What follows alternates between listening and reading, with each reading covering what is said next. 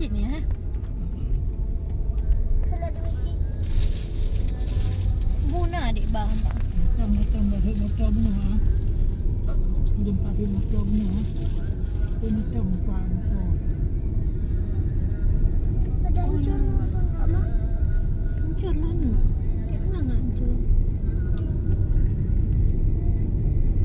Oi ke masjid. Hah? Di depan masjid ini. Pergi ke masjid. Solat di masjid. Solat di rumah dia. Kali ada cak. Ah, ya.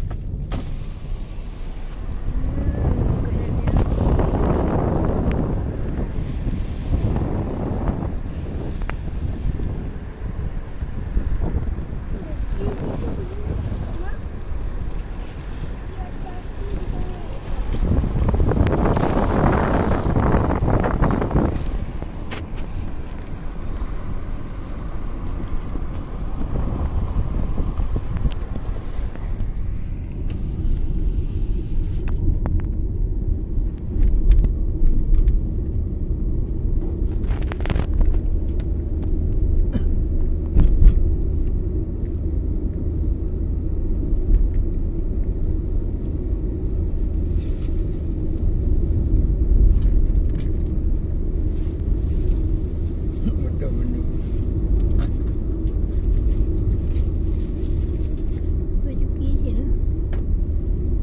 Kan yang nyarut di dalam kan?